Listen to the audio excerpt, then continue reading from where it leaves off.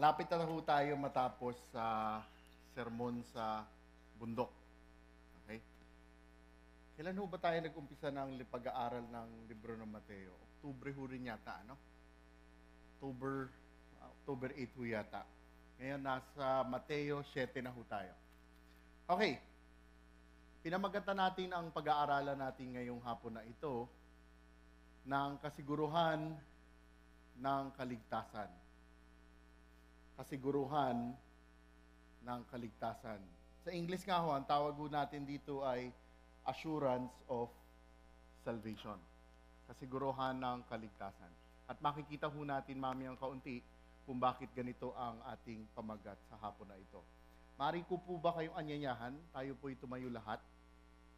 Buksan natin ang ating mga Biblia sa Mateo 7,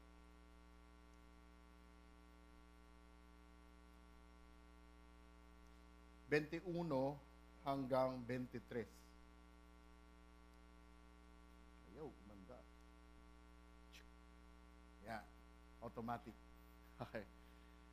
Ako'y bumabasa sa version ng Maganda Balita, ating pong basahin, Mateo 7, 21 hanggang 23. Hindi lahat ng tumatawag sa akin, Panginoon, Panginoon, ay papasok sa kaharian ng langit, kundi ang mga tao lamang na sumusunod sa kalooban ng aking Ama na nasa langit. Sa araw ng paghuhukom, maraming ang magsasabi sa akin, Panginoon, hindi po ba kami ay nagpahayag ng mensahe mula sa Diyos? Nagpalayas ng mga demonyo at gumawa ng mga himala sa inyong pangalan. 23. Ngunit sasabihin ko sa kanila, hindi ko kayo nakikilala, lumayo kayo sa akin, kayong mga gumagawa ng kasamaan. Tayo po'y magdasal. Diyos amang makapangyarihan, pinupuri ka namin dahil tanging kayo ang banal, banal, banal. Panginoon, maraming salamat muli sa hapon na ito. Maraming salamat, Panginoon, sa pag-iingat po ninyo sa amin, sa aming pagparito, at itong nakaraang linggo. Aming dasalin, Panginoon, na sa aming pag-aaral sa hapon na ito, mangusap po kayo sa amin, buksan ninyo ang aming mata, isipan at puso ng aming maintindihan, maisagawa, at Panginoon, maibahagi ang iyong banal na salita. Panginoon, tulungan po ninyo ako, naway ako'y maging tapat lamang sa inyong banal na salita. Ang lahat ng ito'y tinataas namin sa ngalan ng inyong anak, Panginoong Hesukristo. Amen. Magsiupo po tayong lahat. Okay. Meron akong ilang katanungan. Liwanag dito Sisilaw ako. Okay. Thank you po. Meron akong ilang katanungan. Naranasan niyo na bang magulat? Sigurado. No? Meron ng mga gulat na kaaya-aya o nakakatuwa. Merong mga gulat naman na baliwala. Pero meron yung mga gulat o surprise na hindi mo nagustuhan. Di ba? Minsan, nung ako'y nasa kolehiyo, nagkasakit ako ng hepatitis ng mga ilang linggo. Nung pumasok na ako, aral ako, nung makuha ko yung grado ko, bagsak ako. At kauna-unahang beses ko yun na bumagsak sa buong buhay ko. Nagulat talaga ako, nagulantang ako. Hindi ko inaasahan ang aking naabutan. Mayroong mga gulat talagang hindi ka nais-nais. May mga panahon na talagang magugulat na lang kayo, magugulantang kayo sa inyong hinaharap, sa inyong natanggap.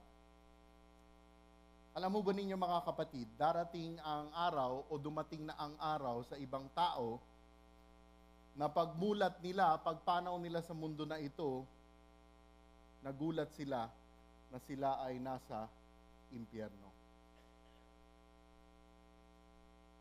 May mga taong nasa impyerno na sinadya. May mga taong mga nasa impyerno ngayon na hindi nila inaakala, na hindi nila akala nila sinasadya.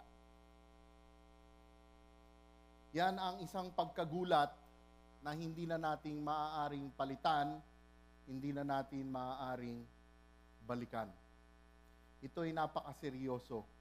Kaya nga ho sa pag-aaral natin sa hapon na ito, ating talagang isipin, ating suriin ang mga pag-aaralan at pakikinggan ho natin. Datapat 3 versikulo lamang po ito, punong-puno ng laman, punong-puno ng kaisipan. Mga kapatid, 1 linggo na lang po at patapos na tayo sa sermon sa bundok. Ipipreach ni Pastor EJ next week yung katapusan ng sermon sa bundok. Ang sermon na ito ay buod, summary ng ating pagiging tunay na Kristiyano. It's a summary of being a true Christian. Sinabi nga natin ilang beses nitong mga nakaraang buwan, nitong mga nakaraang linggo, na ang pinag-aaralan nating sermon na ito ay isang diagnostiko. It's a diagnostic upang ating malaman kung tunay o di tunay tayong Kristiyano. At sa hapon nga na ito, ating pag-aaralan at susuriin ang ating mga sarili kung tayo po ba ay may tunay na kasiguruhan ng kaligtasan. Itong pag-aaralan nating hapon na ito ay hindi po biro-biro. Makikita ho natin mamaya kung bakit ko po sinasabi ito. Hahatiin natin sa 3 bahagi. Okay, automatic. Pakina lang kapatid. 3 bahagi. Ang katotohanan, versikulo 21, ang kamalian, versikulo 22, at ang kaparusahan, versikulo 23. Umpisahan na po natin. Ang katotohanan. Hindi lahat ng tumatawag sa akin, Panginoon, Panginoon ay papasok sa kaharian ng langit, kundi ang mga tao lamang na sumusunod sa kalooban ng aking Ama na nasa langit. Ito po mga kapatid ang katuruan. Ito ang matinding katotohanan. Darating po ang araw at marami ang magugulat. Marami ang magugulat, marami ang mamumulat sa masaklap na katotohanan na ito. Bakit po? Hindi lahat ng tumatawag sa akin ng Panginoon, Panginoon. Pause po muna tayo doon. Paano po ba tumatawag ang tao sa panahon natin ngayon ng Panginoon, Panginoon? Paano ho ba ito ginagawa ng mga tao? Iba-iba po ang ating makikita kung paano po ito.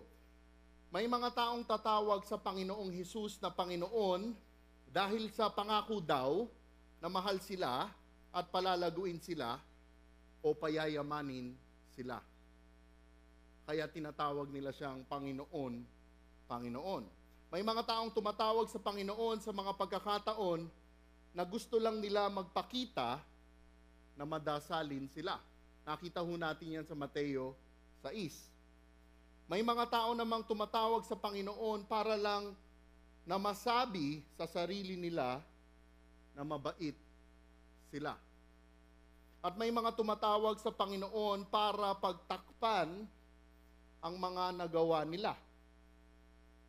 May mga tao naman na tumatawag sa Panginoon, Panginoon, kung mayroon lamang silang problema. May mga tao din na tumatawag sa Panginoon para gumaang ang pakiramdam nila. At may mga tumatawag sa Panginoon para lang sa karangalan at posisyon na makukuha nila.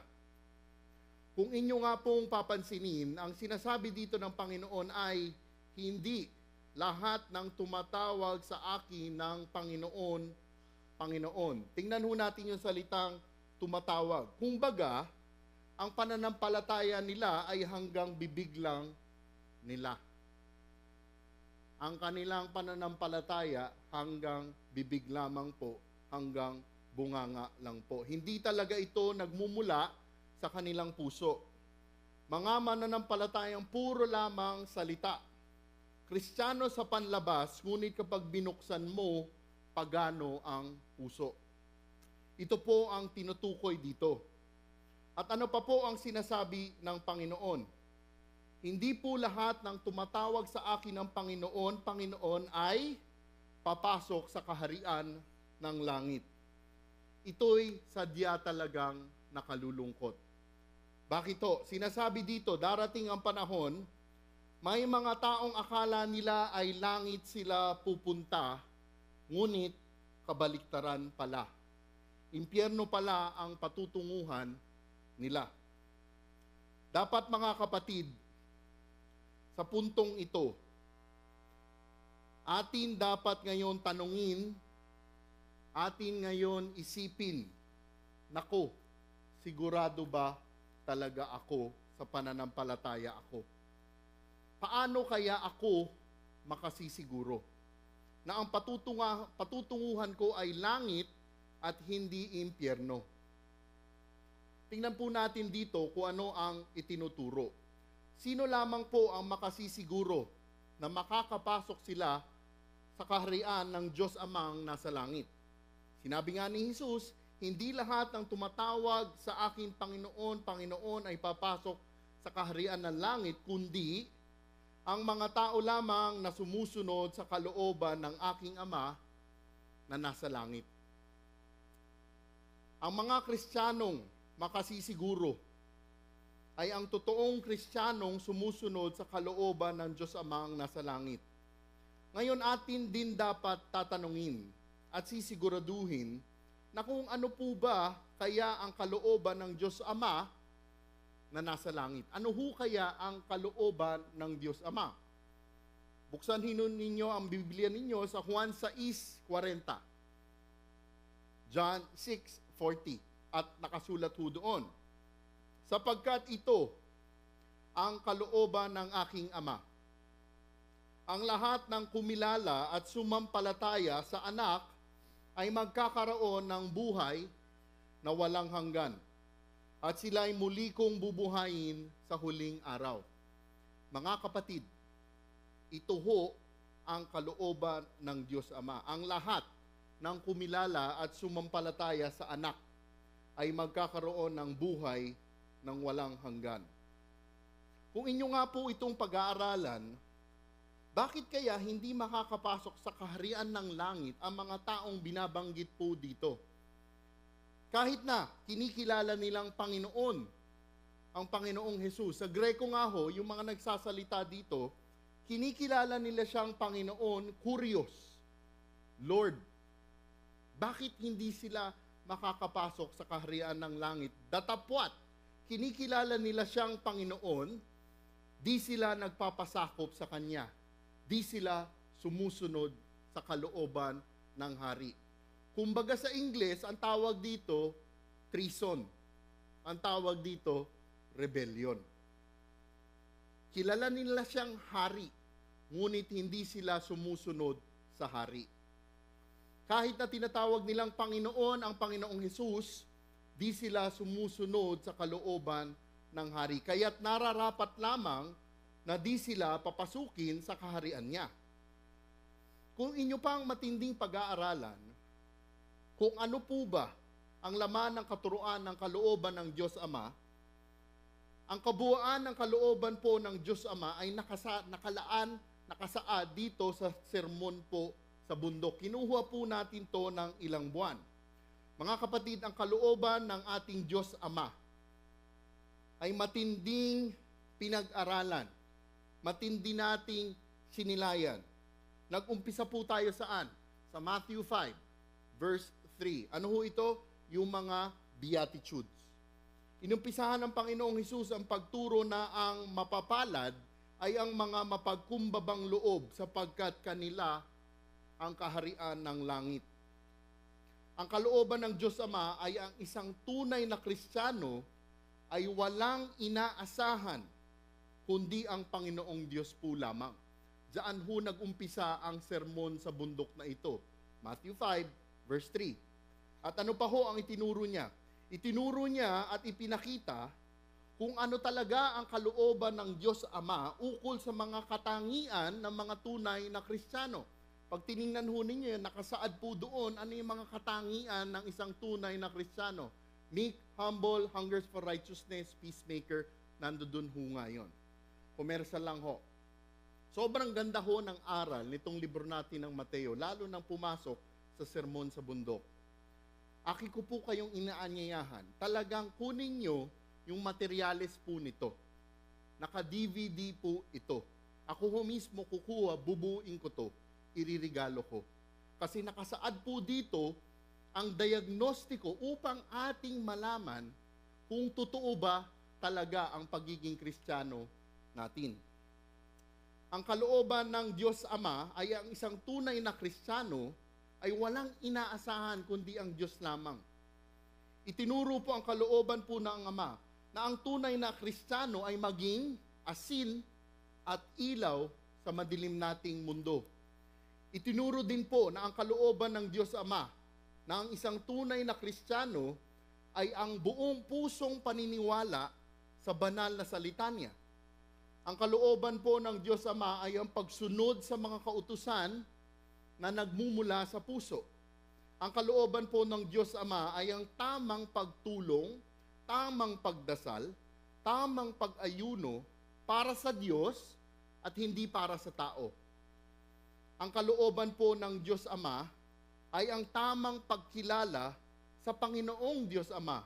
Dahil kung inyo po siyang kilala, ang kalooban po niya ay hindi tayo mag-alala.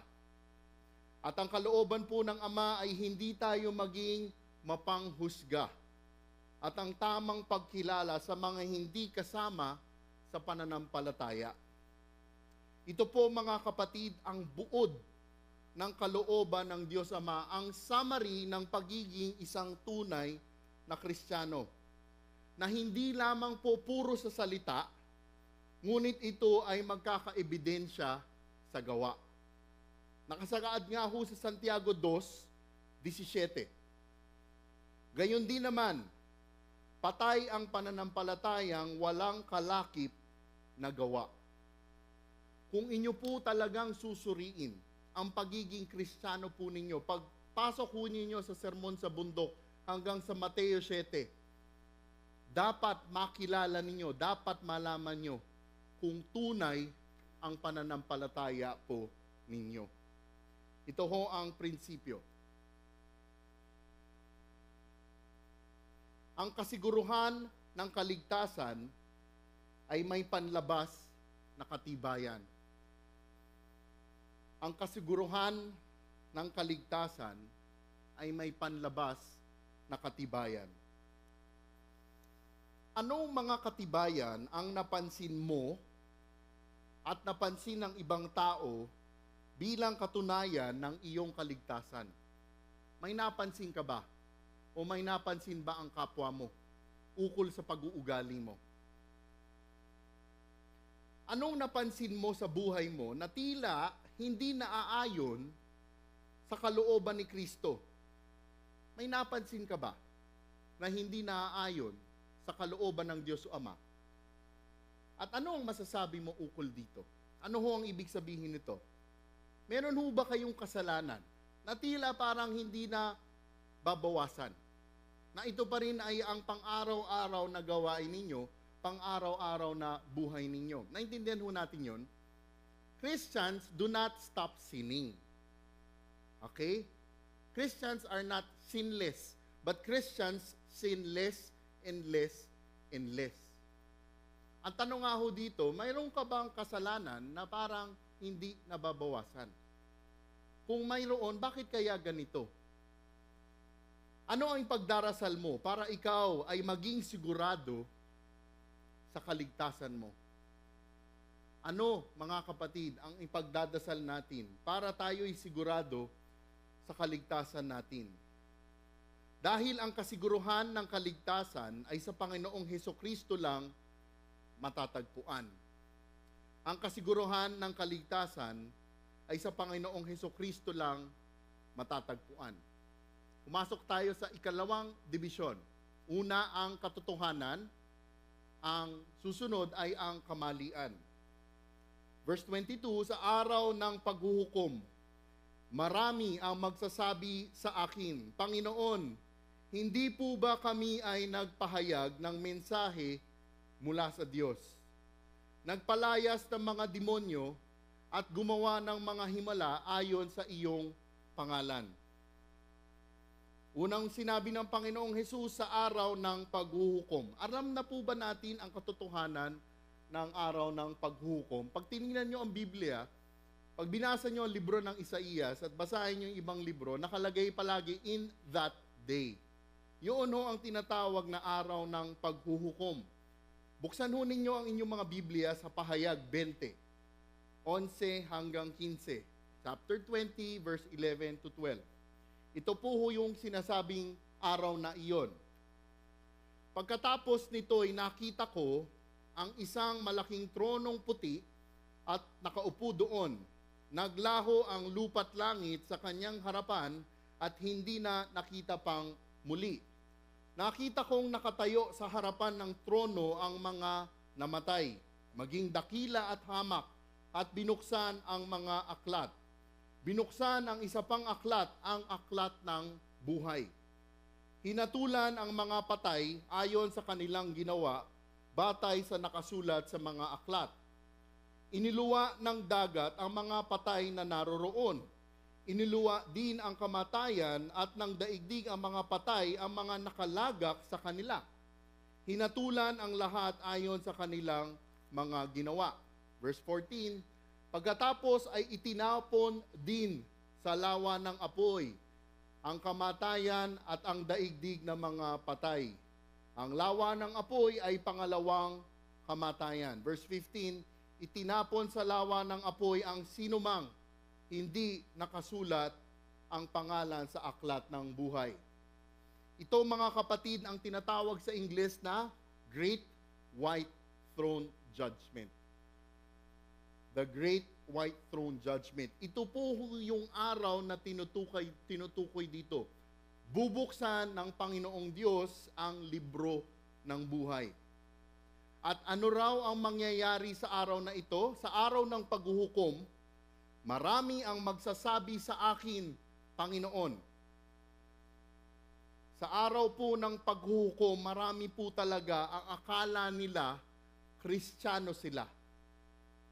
Ang akala nila ligtas sila. Ngunit mali pala ang kanilang pag-aakala. Ang nakalulungkot ay napakarami po nila. Sinabi na ho dito, marami ang magsasabi sa akin, Panginoon. Sinabi na nga natin itong nating nakaraang pinag-aralan na marami ang pipili at papasok sa maluwang na pintuan. Ang tanong ay bakit nga po ito nakalulungkot? Baka po kasi, mga kapatid, ang iniisip lang natin na ang mga pupunta sa impyerno ay ang mga taong walang relihiyon. Sila lang ho, hindi ho. Baka po kasi isipin natin na ang mga pupunta sa impyerno ay ang mga taong iba lang ang relihiyon. Hindi po, hindi lang sila ang pupunta roon. Kung inyo pong titingnang mabuti sa konteksto ng pinag-aaralan natin, ang tinutukoy po dito ay ang mga taong akala nila sila ay Kristiyano. Marami po sila. Masakit mang sabihin sa loob ng simbahang ito, hindi ko alam kung gaano karami. Pero sinabi ng Panginoong Diyos, marami dito. Darating ang araw nasa impyerno. Kanina po ang ating nakita, sinabi ng Panginoong Hesus na hindi lahat ng tumatawag sa Kanya ng Panginoon, Panginoon ay makakapasok sa kaharian ng langit. Yun yung kanina. Ito yung mga taong ang pagiging Kristiyano nila ay hanggang labi lamang, hanggang bibig lamang. Sila yung tinutukoy doon. Kaya nga po sinabi ng Panginoong Hesus na ang makakapasok lamang ay ang mga taong sumusunod sa kalooban ng Diyos. Ngayon, matapos pag-usapan ng Panginoong Hesus ang mga klase ng di tunay na Kristiyanong hanggang salita lamang, hanggang bibig lamang, tingnan naman natin ang isang klase pa ng mga di tunay na Kristiyano na tinutukoy po dito. Tingnan po natin ang mga sinasabi ng mga di totoong Kristiyanong ito. Sabi nga nila, Panginoon, hindi po ba kami nagpahayag ng mensahe mula sa Diyos? Ang kaninang itinuro ng Panginoong Hesus ay mga Kristiyanong hanggang salita lamang, hanggang bibig lamang. Ngayon naman ay ang mga di totoong Kristiyanong hindi lang salita, ngunit ito ang mga di totoong Kristiyanong nagpapahayag na sila daw ay Kristiyano dahil makikita sa kanilang ginagawa. Nakita ho natin yon. Kanina ang pinag-usapan yung puro salita lang. Ngayon naman, yung mga Kristiyano, akala nila dahil mayroon silang gawa. Una nga pong binanggit, may mga di tunay na Kristiyanong pupunta ng impyerno. Na ang dating gawain nila ay ano? Pagpapahayag ng mensahe na mula sa Panginoong Diyos. Wow! Ang tindi po nito. Bakit po? Isipin nyo, may mga nasa impyerno ngayon at impyerno sa darating na panahon na dati ang tawag sa kanila pastor. May mga nasa impyerno ngayon at impyerno sa darating na panahon na ang dating ginagawa nila ay nagtuturo ng Bible study. May mga dating Sunday school teacher na pupunta sa impyerno. Tingnan po ho natin kung ano ang itinuturo ng Panginoong Hesukristo ukol sa mga di tunay na Kristiyanong ito. Panginoon, hindi po ba kami nagpahayag ng mensahe mula sa Diyos? Nagpalayas ng mga demonyo. Ngayon naman, ano ginawa ng Panginoong Hesus? Itinaas pa ng Panginoong Hesus ang klase ng ginagawa ng mga di totoong Kristiyanong binabanggit dito. Ang mga di tunay na Kristiyano dito ay nagsasabi na ano raw? Sila ay nagpapalayas ng demonyo sa ngalan ng Panginoong Hesukristo. Ang tindi po talaga nito. Di lang sila nagpapahayag ng salita ng Diyos, ngunit inaangkin nila na para silang Panginoong Hesus na may kapangyarihan magpalayas ng demonyo. At hindi pa ho nagtatapos doon. Itinuro pa ng Panginoong Hesus na sa araw ng paghuhukom, may magsasabi na di lang sila nagpahayag ng mensahe mula sa Diyos, di lang sila nagpalayas ng demonyo, ngunit sila ay gumagawa ng mga himala sa inyong pangalan. Talaga po mga kapatid, ito ay nakabibigla. Sa totoo lang po, marami kayong makikitang ganito sa panahon natin ngayon. Marami po kayong makikitang mga nagsasabing sila ay mga Kristiyano dahil itinuturo nila ang salita ng Diyos. Marami kayong makikita na sila ay may kapangyarihan magpalayas ng demonyo. At marami pa kayong makikitang sabi nila na nakakagawa sila ng mga himala. Kung sinasabi nyo talaga bang tunay ito, buksan lang ninyo ang inyong mga telebisyon at mamili kayo doon. Ano po ang ating makikita dito na itinuturo sa atin ng Panginoong Hesus? Ating pakinggan. Kanina itinuro ng Panginoong Hesus ang mga di tunay na Kristiyano na puro salita lamang, wala talaga sa kanilang puso. Ngayon naman po ay ang mga di tunay na Kristiyano na ang basihan ng kaligtasan nila ay ayon sa ginagawa nila. Napakagaling po talagang magturo ng Panginoong Hesukristo. Sabi nga ho nila, the master teacher, the master preacher. Bakit ho? Yung unang dibisyon natin ay ukol sa mga di totoong Kristiyanong hanggang bibig lamang. At pagdating naman sa dibisyon na ito ay mga di totoong Kristiyanong binabase nila ang kaligtasan sa ginagawa nila. Ang galing ho talaga ng turo na ito. Ang binigay na halimbawa pa, pansinin nyo, ng Panginoong Hesus ay hindi basta ordinaryong gawain. Di ho ba? Matinding gawain ang binanggit niya. Kakaiba po talaga. Bakit to? Alam na po kasi ng Panginoong Hesus kung paano po tayo mag-isip. Kasi pagkatapos ng unang dibisyon, marahil sasabihin natin, ay hindi ako yan, kasi hindi lang ako hanggang salita. kasi ako'y nagsisilbi.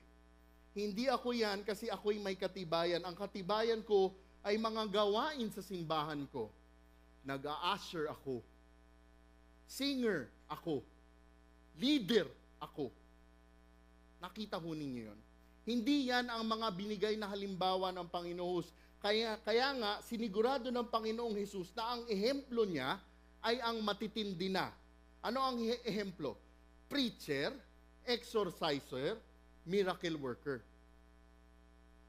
Ngunit nasaan sila? Makikita natin mamaya. Prinsipyo. Ang kasiguruhan ng kaligtasan ay hindi nakabatay sa nagagawa ng tao, kundi sa tunay na relasyon mo sa Panginoong Hesukristo. Ang kasiguruhan ng kaligtasan ay hindi nababatay sa nagagawa ng tao, kundi sa tunay na relasyon mo sa Panginoong Hesukristo. Ano ang pinagbabatayan mo ng kaligtasan mo? Ano ang pinagbabatayan mo? Gaano mo kadalas inuusisa ang sarili mo para masigurado kung tunay ang kaligtasan mo? Gaano mo kadalas inuusisa? Napansin niyo ho ba yan? Every time may Lord's Supper, pag binabasa yung sa Lord's Supper, ano sinasabi doon? Usisain natin ang ating sarili. Yun ho ang intensyon nun. Usisain natin. Talaga bang malinaw na sa atin ang kaligtasan natin? Kaya nga mga kapatid, aking uulitin, ano ang ipagdarasal mo para ikaw ay maging sigurado sa kaligtasan mo? Ano ang maidadasal mo para ikaw ay maging sigurado sa kaligtasan mo? Dahil ang kasiguruhan ng kaligtasan ay sa Panginoong Hesukristo lang matatagpuan. Ikatlong dibisyon. Kanina ang katotohanan, ang kamalian, ngayon ang kaparusahan. Matapos ipakita ng Panginoong Hesus ang iba't ibang klase ng mga di tunay na Kristiyano, tingnan naman po natin ang mangyayari sa mga di tunay na Kristiyanong ganito. Ngayon ang Panginoong Hesus naman ay ang may sasabihin sa kanila. Kanina, di ba, yung mga di tunay na Kristiyano ang nagsasalita. Ngayon, ang Panginoong Hesus na ang magsasalita. Verse 23, ngunit, sasabihin ko sa kanila, hindi ko kayo nakikilala. Lumayo kayo sa akin, kayong mga gumagawa ng kasamaan.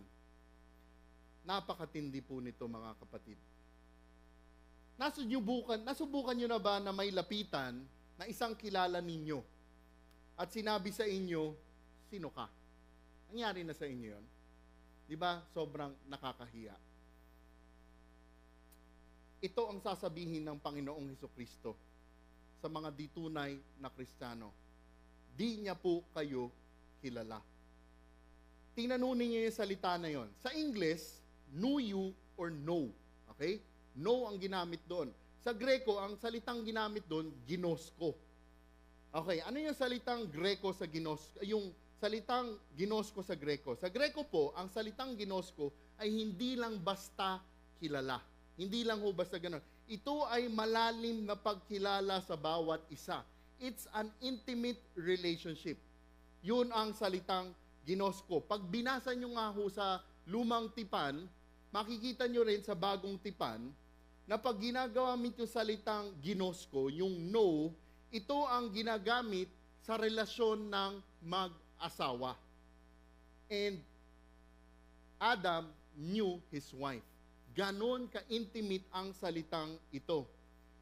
Ang salitang kilala, ang salitang ginosko na ginagamit dito, na katulad na ginagamit sa salita ng mag-asawa, ay sinasabi ng Panginoon, hindi ko kayo kilala. Wala silang relasyon sa Panginoong Hesukristo. At hindi lang sila itatakwil dahil hindi sila kilala. Sila pa ay sasabihan ng ano, lumayo ka sa akin. Talagang napakasaklap po nito. hindi na sila kilala, itataboy pa sila.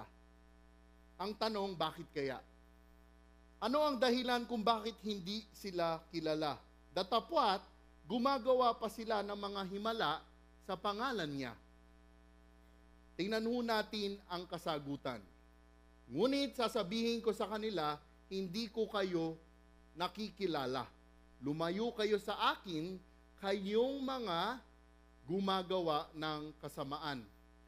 Sa English, you workers of lawlessness, you workers of iniquity.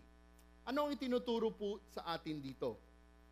Kahit ano pa ang ginagawa mo, kung ito man ay simpleng gawain sa ministeryo, kahit na anong galing mo pa magturo ng tao, kahit libo-libo pa ang nabibighani mo, kahit na sinasabi mong nagpapalayas ka ng demonyo, kahit na ano pang milagro ang sinasabi mong nagagawa mo, kung hindi tunay na si Kristo ang tagapagligtas mo, hindi ka kilala at itatakwil kanya.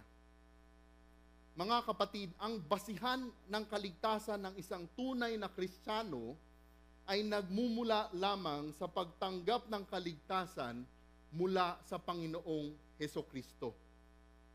Nang akin nga itong pinag-aaralan, ang tindi ng pagdarasal ko, ang tindi ng pag-iisip ko po. Dahil mayroon akong isang naging matinding katanungan. Marahil ito din ang nagiging katanungan ninyo ngayon. Kung hindi sila mga tunay na Kristiyano, paano kaya nila nagagawa ang mga gawain nila? Paano sila, okay pa yung pagpapahayag ng mensahe, pero paano yung nagpapalayas ng demonyo? Paano yung gumagawa ng milagro? Ngunit, bago natin sagutin iyan, gusto po ba ninyong makita kung ano talaga ang nilalaman ng mga puso ng mga di tunay na Kristiyano na ito? Sa bersikulo mismo, makikita nyo ang tunay na puso nila. Kung ano talaga ang kondisyon nila. Kung ano talaga ang niloloob nila. Ang kasagutan ay nakasaad sa bersikulo 22. Nang sinabi nila, Panginoon, hindi po ba kami ay nagpahayag ng mensahe mula sa Diyos? Nagpalayas ng demonyo at gumawa ng mga himala sa inyong pangalan. Nakita niyo yun? Na nandun mismo, nakasaad kung ano ang tunay na puso ng mga tao na ito. Bakit ho? Kung mga tunay na Kristiyano sila, unang-una ay alam nila ang ibig sabihin ng grasya. Na ang kaligtasan nila ay hindi naaayon sa gawa. Ang kaligtasan nila ay dahil sa grasya. Efeso 2, 8 hanggang 9. Sapagkat dahil sa kagandahang loob ng Diyos, kayo ay naligtas sa pamamagitan ng pananampalataya. At ang kaligtasang ito ay kaloob ng Diyos at hindi sa pamamagitan ng inyong sarili. Hindi ito bunga ng inyong mga gawa, kaya't walang dapat ipagmalaki ang sinuman. At ang mga binabanggit dito ay kitang-kita mo na ang mga puso. Kitang-kita mo na wala silang relasyon sa Panginoong Hesukristo. Bakit? Dahil kung mayroon, hindi sila makikipag-diskusyon ukol sa kanilang di tunay na relasyon. Hindi sila makikipagtalo sa Panginoong Hesukristo. Hindi sila magyayabang sa mga nagawa nila. Kung sa hari nga, hindi ka makikipagdiskusyon, lalong-lalo na kung ang kaharap mo ay ang Panginoon. Isang ehemplo ng isang tunay na mananampalataya ng Panginoong Diyos. Sino? Si Isaías. Naalala ho ninyo yun? Isaías 6. Pag binuksan ho ninyo ang inyong mga Biblia, may nakita si Isaías, nakita niya nakaluklok ang Diyos Ama sa langit. Nung makita niya ang Panginoon, ano ang nangyari sa kanya? Ano ang sinabi niya? Sa English, woe is me. I have unclean lips. Naintindihan ho ninyo yun? Si Isaías, na isang propeta, hindi nagmalaki sa Panginoong Diyos. Sinabi niya pa, marumi ang kanyang mga labi.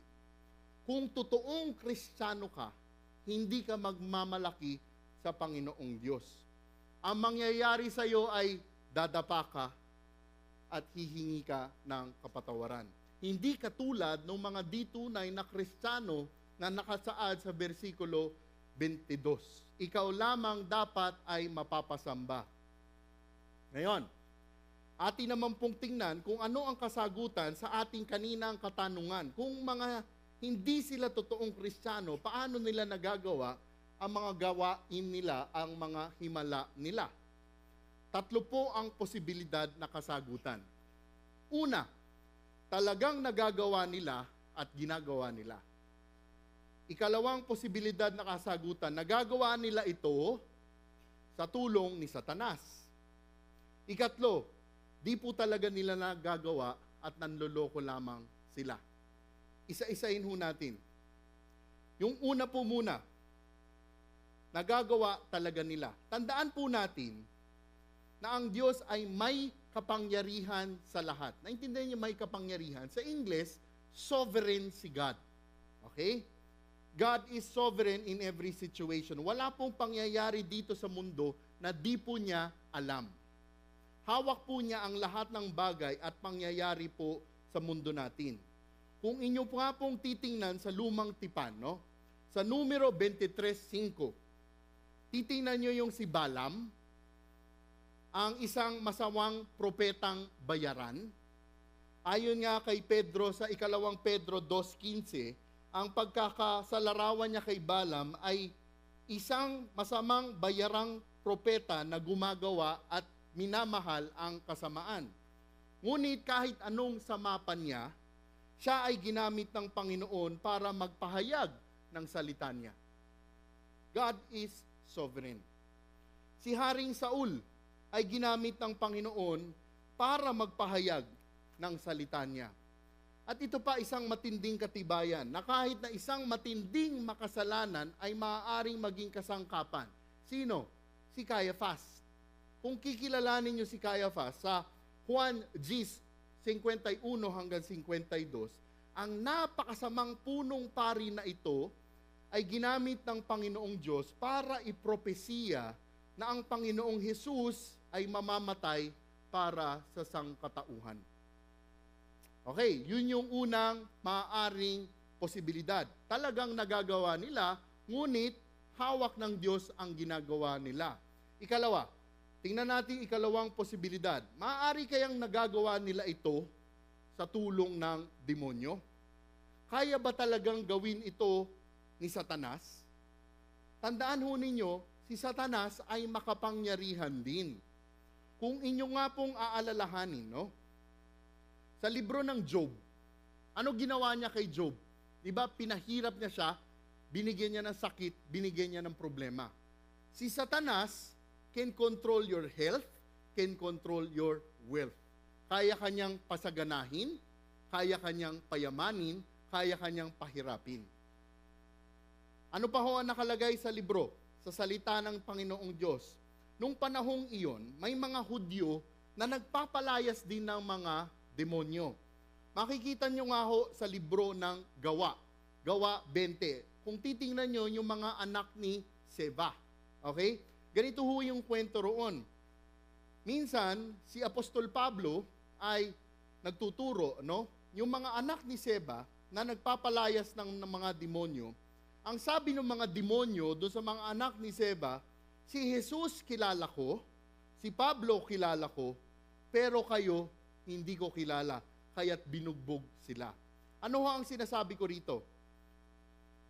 Minsan, ang Panginoong Jesus nagpapalayas din ng demonyo sa isang libro. Ano ang sinabi sa kanya ng mga Hudyo?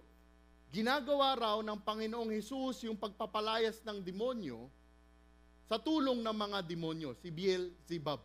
Okay. Ano sinabi ng Panginoong Jesus sa kanila? Dahil inakusahan siya. Ang sinabi niya, kung sinasabi niyong ginagawa ko ito sa tulong ng mga demonyo, kayo kaya, sino ang katulong ninyo? Makapangyarihan din ho si Satanas at kasama ang kanyang mga kampong demonyo. Ngunit tandaan natin, sovereign ang Panginoong Diyos. Kayang-kaya nila ding gumawa ng mga milagro. Kaya rin nila lalo magturo Nakalagay nga sa Mateo 24:24, sapagkat may lilitaw na mga huwad na Mesiyas at mga huwad na propeta. Magpapakita sila ng mga kamangha-manghang himala at mga kababalaghan upang iligaw ang marami kahit na ang mga hinirang ng Diyos. Mga kapatid, kaya nung nakaraang linggo tinuruan tayo na mag-ingat sa mga huwad na propeta. May mga huwad na propeta na dumating, nandirito at darating. At maging ang mga tunay na Kristiyano daw kung maaari, pwede silang linlangin. Kung maaari, pero hindi ho mangyayaring malinlang ang mga tunay na Kristiyano. Kumersa lang ho. Kaya ho ang pag-aaral ho natin dito, versikulo per versikulo per versikulo. Okay ho? Kasi kayo mismo dapat pwedeng husgahan, pwedeng yung tingnan kung ang tinuturo po namin dito ay totoo. Kaya nga, isang matinding babala sa Deuteronomio 13, 1 hanggang 5. Kung sa inyo'y may lumitaw na propeta o nagbibigay ng kahulugan ng mga panaginip at nagpakita siya ng kababalaghan o kaya'y nagkatotoo ang kanyang mga pahayag, ngunit hinihikayat kayong sumamba sa mga Diyos-Diyosang hindi naman ninyo kilala, huwag kayong makikinig sa Kanya. Pagsubok lamang iyon ni Yahweh sa inyo kung talagang iniibig niyo siya ng buong puso't kaluluwa. Si Yahweh lamang ang inyong sundin, matakot kayo sa Kanya at sundan ninyo ang Kanyang mga utos. Paglingkuran ninyo siya at manatili kayo tapat sa Kanya. Yun yung ikalawang paliwanag. Yung una, ginagawa nila. Ikalawa, ginagawa nila sa tulong ni Satanas. At ikatlong kapaliwanagan, peke lang po ang lahat ng ito. Ito ay lahat panloloko. Ngayon, kung anuman ang totoong kapaliwanagan, kung paano nila nagagawa ang mga sinasabi nila, ang isang katotohanan ay ito ang kanilang naging basihan ng kanilang kaligtasan. Ito ho ang prinsipyo.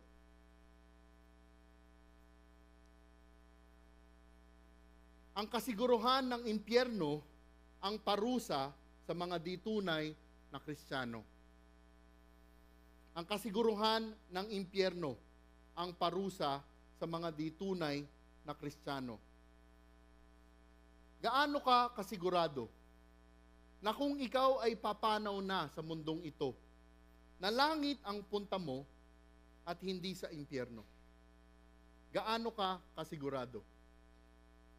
Kung sinasabi mong sigurado ka, ano ang basihan mo sa sinasabi mo? Ano ang basihan mo? Kung ikaw ay nagdududa pa, mga kapatid, wag ho kayo mahihiya. Lapitan ninyo yung mga nagtuturo sa inyo para ipagdasal kayo, para ituro pa sa inyo ang mga sinasabi ng Panginoong Hesukristo. Kaya nga, ano ang ipagdarasal mo at ng kapwa mo para sa iyo? Para ikaw ay maging sigurado sa kaligtasan mo. Ano ang maipagdadasal mo? Ano ang hihingin mong dasal para sa iyo? Para ikaw ay maging sigurado sa kaligtasan mo. Ang kasiguruhan ng kaligtasan ay sa Panginoong Hesukristo lamang matatagpuan. Sa ating pagtatapos. Kaya nga mga kapatid, aking tatanungin, gaano tayo kasigurado sa kaligtasan na sinasabi ninyo? Gaano tayo kasigurado? Ano ang basihan mo? Kaya nga nakalagay sa ikalawang Korinto 13 verse 5, verse 15, nakalagay, subukin ninyo ang inyong mga sarili kung kayo'y namumuhay ayon sa pananampalataya. Suriin ninyo ang inyong sarili. Hindi ba ninyo nalalamang nasa inyo si Kristo Jesus, maliban na lang kung kayo'y mga bigo sa pagsubok? Kaya ko nga ho sinasabi, no? Itong sermon sa bundok ay isang matinding diagnostiko. Kung tayo ba ay tunay o di tunay na Kristiyano. Sinabi nga sa libro ng Lucas, di ba? Strive to enter through that narrow door. yung tinuturo ho doon, hindi sinasabi na meron kang pwedeng gawin para makamit ang kaligtasan mo. Salvation is not by works. Ano yung sinasabing strive? Pag tinignan nyo sa Greko talaga yon, ang ibig sabihin nun, make sure your salvation is real. Make sure. Dahil marami ang mamamatay sa maling akala. Kinakailangan ay suriin po natin ang ating mga puso. Kaya nga kung tayo ay magbabahagi ng salita ng Diyos, ng magandang balita, huwag niyong pipilitin, huwag niyong sasabihin pagkatapos mong ibahagi at tumanggap siya, huwag mong sasabihin ligtas ka na. Huwag na huwag niyong gagawin iyon. Let the Holy Spirit assure the person. Okay? Kasi minsan yung iba, pagkatapos tumanggap, may papipirma ang papel, ilagay mo sa Biblia mo, okay ka na. Alam nyo, dyan nag-uumpisa yung mga huwad na propeta.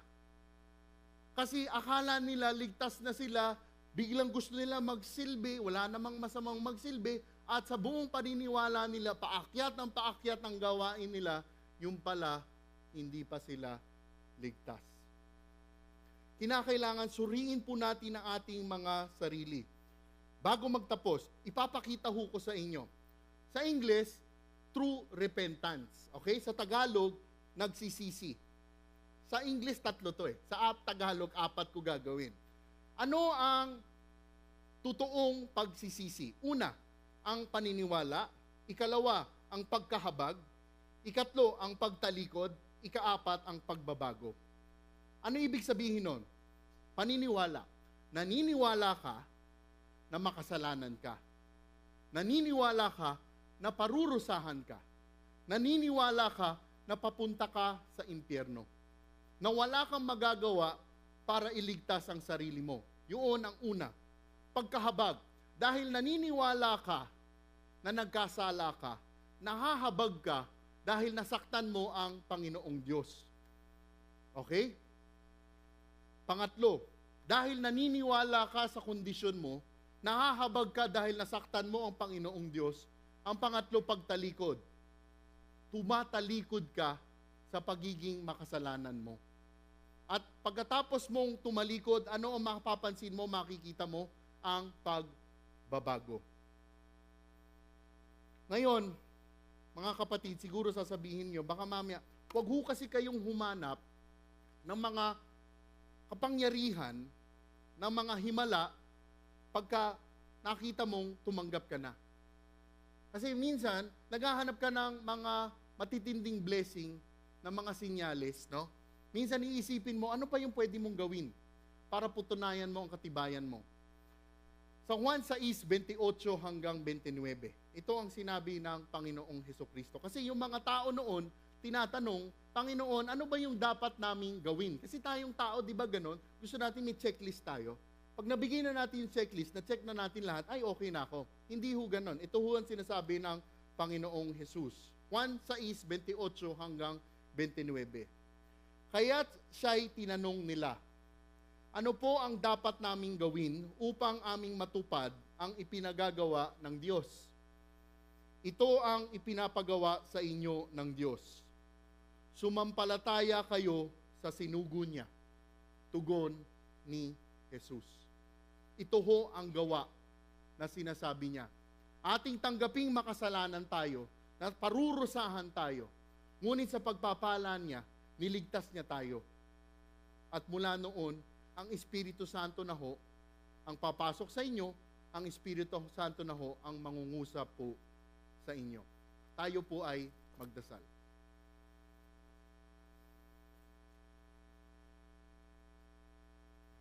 Diyos amang makapangyarihan, pinupuri ka namin dahil tunay kayo ay tapat.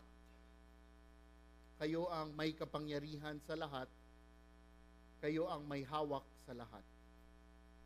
Panginoon, maraming salamat sa pagtuturo po ninyo. Maraming salamat sa salita po ninyo.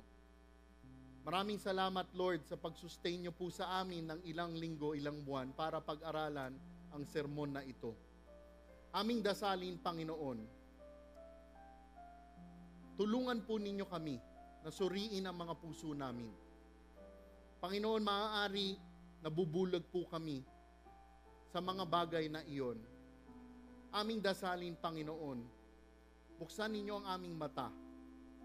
Buksan ninyo ang aming mga puso na tunay aming makita ang aming kasamaan, ang aming mga kasalanan, na kami ay inyong parurusahan.